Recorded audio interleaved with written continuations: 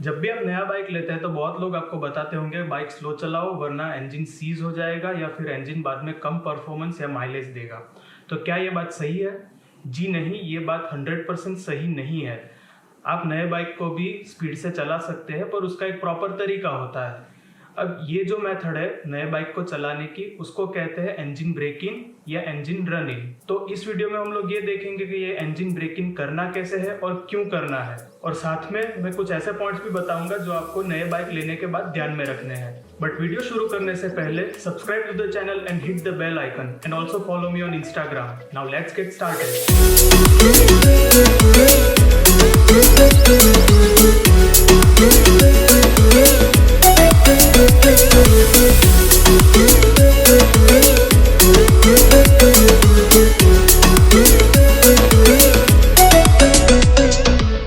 अब सबसे पहले तो हम लोग ये जानेंगे कि इंजन ब्रेक इन करना कैसे है। अब ये वाला जो पार्ट है वो थोड़ा टेक्निकल है और अगर आपको इतनी टेक्निकलिटीज में नहीं पढ़ना है तो मैं यहाँ पे नीचे टाइम डाल दूंगा, आप सीधा ये वाला पोर्शन स्किप करके इंजन ब्रेक इन कैसे करना है वो वाले पोर्शन पर जा सकते हैं। पर मैं आपको रिकमेंड करता हूँ कि ये वाला पोर्शन भी आप देखिए। तो शुरू करते हैं कि इंजन ब्रेक इन करना क्यों जरूरी है। तो सबसे पहले मेरे पास यहाँ पे एक इंजन ब्लॉक का रफ डायग्राम है। पता नहीं आप देख सकते हैं कि नहीं, चलो एंगल ही चेंज कर लेते हैं।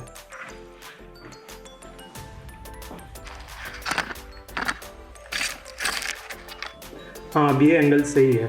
तो जैसे कि मैंने आपको बताया यहाँ पे मैंने एक इंजन का रफ डायग्राम ड्रॉ किया हुआ है। तो यहाँ पर आप देख सकते हैं कि ये जो है वो पिस्टन है और ये सिलेंडर वॉल है। यहाँ पे ऊपर वाले पोर्शन में फ्यूल और एयर का मिक्सचर इनलेट वॉल की मदद से अंदर आता है। ये पिस्टन फिर ऊपर जाके वो मिक्सचर को कंप्रेस करता है और कंप्रेस किए हुए मिक्सचर को स्पार्क प्लग इग्नाइट करता है, मतलब कि जलाता है। ये जला हुआ मिक्सचर फिर पिस्टन को नीचे की ओर पुश करता है और इस तरह इंजन वर्क करता है। अब ये जो नीचे वाला पोर्शन है वहाँ पर इंजन ऑयल सर्कुलेट होता रहता है। तो ये नीचे वाला पोर्शन और ऊपर वाला पोर्शन, इन दोनों को एक दूसरे से अलग रखना, मतलब कि आइसोलेटेड रखना बहुत ही इम्पोर्टेंट है। क्योंकि अगर ये पोर्शन दोनों आइसोलेटेड नहीं है तो यहाँ से नीचे से इंजन ऑयल ऊपर की तरफ जाएगा और एयर फ्यूल मिक्सचर जो है वो नीचे की तरफ भी आ सकता है। अगर इंजन ऑयल ऊपर की तरफ जाता है तो फ्यूल के साथ साथ इंजन ऑयल भी बर्न होगा। इससे एक तो माइलेज कम होता है इंजन का और दूसरा एग्जॉस्ट से स्मोक भी निकलता है ऑयल बर्न होने के कारण, और साथ ही में जो इंजन में इंजन ऑयल है उसका लेवल भी धीरे धीरे कम होता जाता है। अगर ये जो एक्सपांड हुआ एयर फ्यूल मिक्सचर नीचे की ओर जाता है तो इससे ये प्रॉब्लम होगा कि ये जो मिक्सचर है वो पिस्टन को 100% पावर से पुश नहीं कर सकेगा, क्योंकि थोड़ा बहुत जो मिक्सचर है वो नीचे की ओर भी जाएगा। तो इससे एक तो इंजन का पावर कम होता है और दूसरा कि इंजन ऑयल जल्दी काला पड़ जाता है। तो इसी वजह से इन दोनों पोर्शंस को एक दूसरे से आइसोलेटेड रखना बहुत ही इंपॉर्टेंट है और इसके लिए पिस्टन के आसपास सर्कुलर रिंग्स दी जाती है जिसको बोलते हैं पिस्टन रिंग। ये पिस्टन रिंग ऊपर वाले पोर्शन को नीचे वाले पोर्शन से अलग भी रखता है और ऊपर वाला पूरा पोर्शन सील कर देता है ताकि जो एक्सपांड हुआ एयर फ्यूल मिक्सचर है वो नीचे की ओर ना जाए। अब ये सब तो ठीक है, पर दिक्कत कहाँ है? इन सब का नया इंजन के साथ क्या लेना देना है? तो दिक्कत ये है कि जब भी ये इंजन नया होता है तब इसका ऊपर वाला पोर्शन सील्ड नहीं होता है। हमें उसको सील्ड करना पड़ता है ताकि आपको लंबे समय तक अच्छा और नए जैसा माइलेज और परफॉर्मेंस मिलता रहे। अब ये सील्ड क्यों नहीं होता है? क्योंकि इंजन जब नया होता है तब उसके पार्ट्स, खास करके जो पिस्टन रिंग और सिलेंडर वॉल है वो फ्रेश होते हैं। अब ये जो फ्रेश पार्ट्स है उसकी सरफेस दिखती तो ऐसे स्मूथ है पर ऐसे होती नहीं है। असल में ये अगर आप माइक्रोस्कोप से देखें तो ऐसी रफ होती है जिसमें ऐसे पिक्स और वैलीज बने रहते हैं। अगर समझ लीजिए कि अपने पास ऐसी दो सरफेसेस है, यहाँ पे इस डायग्राम में देखिए, ये दो सरफेस ऐसी है रफ, ये पिस्टन रिंग की है और ये सिलेंडर वॉल की है। अगर ऐसी दो सरफेसेस एक दूसरे के साथ होंगी तो इसमें ऐसे गैप्स बने रहेंगे। ये रेड वाला पोर्शन आप देख सकते हैं और इस गैप की वजह से हमें जो पिस्टन सील चाहिए वो सील नहीं मिलता है। तो अब ये जो गैप है उसको कम कैसे किया जाए? अगर आप ध्यान से देखोगे तो ये जो पिक्स और वैलीज बने हैं वो धीरे धीरे अगर छोटी होती जाए तो ये गैप कम हो सकता है। इस वाले डायग्राम में ये देखिए, इसमें ये पिक्स और वैलीज धीरे धीरे कम हो गई है तो ये गैप भी कम हो गया है। और अगर और इसको छोटा किया जाए तो ये आप देख सकते हैं कि ये गैप ना के बराबर हो जाएगा। अब ये जो पिक्स और वैलीज है उसको छोटा कैसे करेंगे। अगर ऐसी दो सरफेस एक दूसरे के साथ रब होगी तो धीरे धीरे धीरे करके ये वाला पोर्शन जो पिक्स और वैलीज है वो धीरे धीरे करके छोटे होते जाएंगे और ये गैप कम होता जाएगा। अब पिस्टन रिंग और सिलेंडर वॉल तो वैसे भी एक दूसरे के साथ रब होने ही वाले हैं। ये वाले डायग्राम में देख लीजिए, यहाँ पे दोनों रब होने ही वाले एक दूसरे से। तो जैसे जैसे इंजन चलता जाएगा वैसे वैसे ये रबिंग का प्रोसेस भी होता जाएगा और धीरे धीरे गैप भी कम हो जाएगा और ये ऊपर वाला पोर्शन सील हो जाएगा। अब ये जो पूरा प्रोसेस है उसको बोलते हैं इंजन ब्रेकिंग। तो चलिए अब वापस पहले वाले एंगल पर आ जाते हैं। तो ये इंजन ब्रेकिंग करना कैसे है, उसके लिए यूजुअली दो मेथड्स यूज होती है। एक तो है सॉफ्ट ब्रेकिंग, दूसरी है हार्ड ब्रेकिंग। हार्ड ब्रेकिंग में क्या करना है, आपको इंजन को ज्यादा आरपीएम पे चलाते रहना है। समझ लीजिए कि इंजन का रेड लाइन आरपीएम है, उसके 60% से लेकर 90% आरपीएम तक इसको चलाना है। फॉर एग्जांपल आपका बाइक 10,000 आरपीएम पर रेड लाइन करता है तो आपको उसको 6,000 आरपीएम से लेकर 9,000 आरपीएम के बीच में चलाते रहना है। अब ये सुनने में तो बहुत इजी लगता है पर करने में इतना है नहीं। इसमें आपको सबसे पहले तो 5 मिनट के लिए बाइक को आइडलिंग कंडीशन में वार्म अप करना है। उसके बाद फर्स्ट गियर डालो और उसको धीरे धीरे 6,000 आरपीएम पे ले जाकर उस पर 1 मिनट के लिए चलाओ। उसके बाद 7,500 आरपीएम पे फॉर एग्जांपल चलाओ 1 मिनट के लिए और उसके बाद 9,000 आरपीएम पे 1 मिनट के लिए चलाओ। और ऐसा सेकंड गियर में भी करना है और हर एक गियर में करना है। 5 गियर है तो 5 में और 6 है तो 6 में। ये हो जाने के बाद ये पूरा साइकिल एक हो गया। ऐसी साइकिल आपको 4 से 5 बार रिपीट करनी है।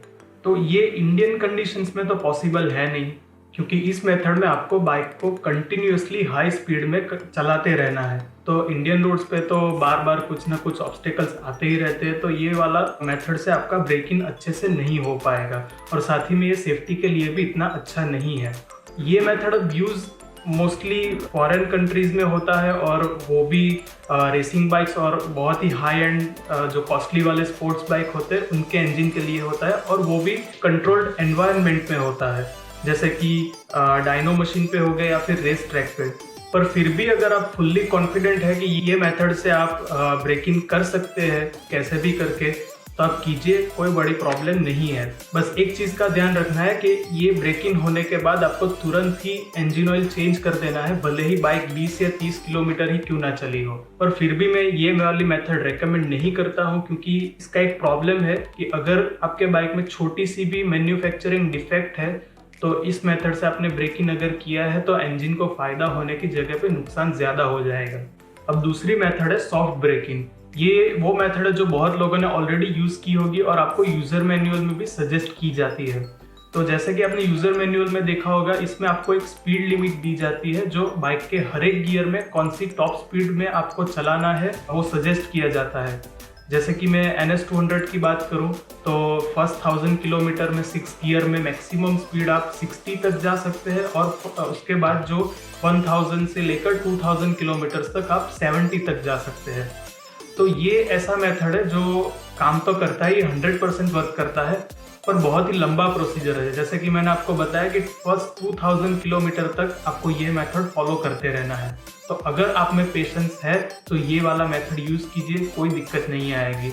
बस एक चीज का ध्यान रखना है कि फर्स्ट 500 किलोमीटर्स के बाद आपको फर्स्ट सर्विस के दौरान इंजन ऑयल को चेंज कराना है। पर अब कुछ लोग ऐसे भी होते हैं जैसे कि मैं, जो बाइक का फुल पोटेंशियल चेक करने के लिए ज्यादा लंबा वेट नहीं कर सकते हैं, तो उनके लिए भी एक मेथड है।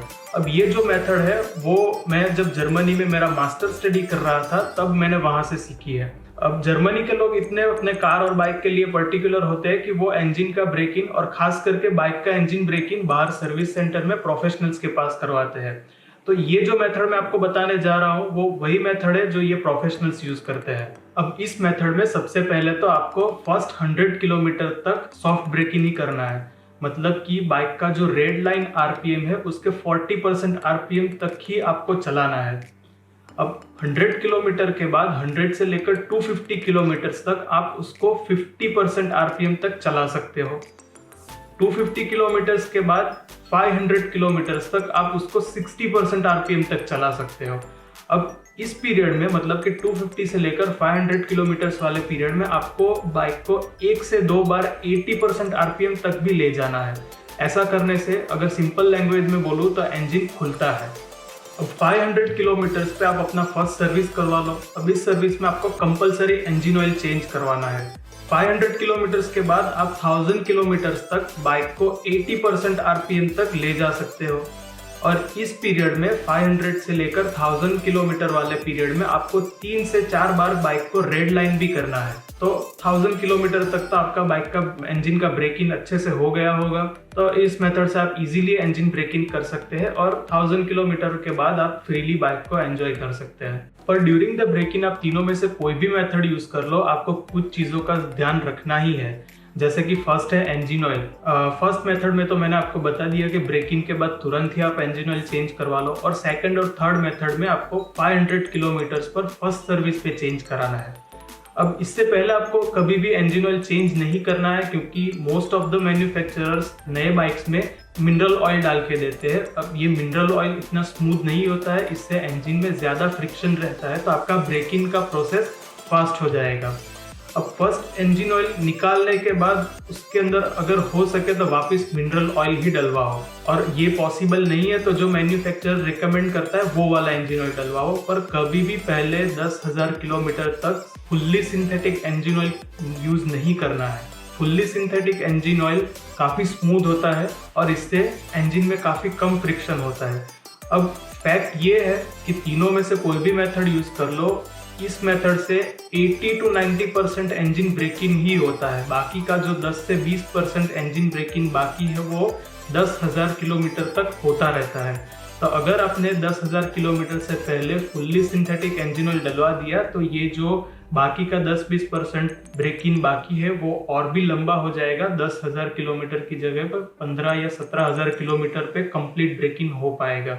तो फुल्ली सिंथेटिक इंजन ऑयल नहीं यूज करना है। और एक और प्रैक्टिस भी आपको रखनी है, जब भी आपका बाइक का इंजन ठंडा है तो उसको स्टार्ट करने के बाद कम से कम 1 मिनट तक आइडलिंग कंडीशन पे उसको रन करना है, ताकि जो भी इंजन ऑयल है बाइक में वो पूरा इंजन में स्प्रेड हो जाए, उसके बाद ही आप बाइक को चलाओ। ड्यूरिंग द ब्रेकिंग पीरियड आपको दूसरी जो चीज़ ध्यान में रखनी है वो है राइडिंग। अब ये जो ब्रेकिंग पीरियड है वो सिर्फ बाइक के इंजन का ही नहीं है, साथ ही में उसके टायर्स, ब्रेक्स और गियर बॉक्स का भी है। तो सबसे पहला तो आपको ये ध्यान रखना है कि आपको सडन एक्सेलरेशन और ब्रेकिंग को अवॉइड करना है।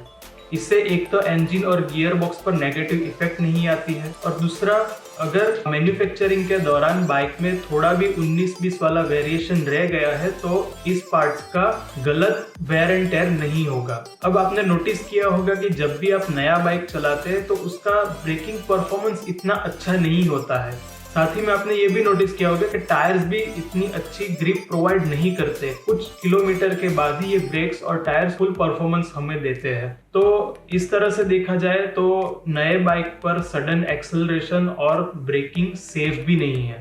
तो आपको एक्सेलरेशन एकदम धीरे से करना है। धीरे धीरे आप बाइक के आरपीएम बढ़ा सकते हैं। और अगर जब भी आपको ब्रेकिंग करना है तो पॉसिबल हो तो इंजन ब्रेकिंग का यूज करो और जरूरत पड़ने पर ही ब्रेक्स का इस्तेमाल करो। तो इससे आपका गियर बॉक्स का तो अच्छा ब्रेकिंग होगा ही होगा, साथ ही में ब्रेक्स और टायर्स भी धीरे धीरे अच्छा परफॉर्मेंस देने शुरू कर देंगे। तो बस यही कुछ चीजें थी जो आपको नया बाइक राइड करते समय ध्यान में रखनी है। आई नो वीडियो थोड़ा लंबा हो गया है, पर मैंने जो मेथड आपको बताया उससे आप इजीली और अच्छे से इंजन ब्रेकिंग कर सकेंगे और साथ में बाइक का राइड भी एंजॉय कर सकेंगे। एक चीज़ ज़रूर याद रखिएगा कि आपने बाइक एंजॉय करने के लिए लिया है तो उसको बिना टेंशन मज़े से चलाओ। बस कुछ चीज़ें आपको ध्यान में रखनी है तो बाइक सालों साल अच्छा माइलेज और परफॉर्मेंस देता रहेगा। और एक चीज़ बिल्कुल भी मत भूलना कि ब्रेकिंग पीरियड के बाद भी आपको बाइक को अच्छे से मेंटेन करना है। So that's it for this video. अगर आपको ये वीडियो अच्छा लगा है तो please like, share and subscribe and follow me on Instagram. Thanks for watching. Ride safe. Bye bye.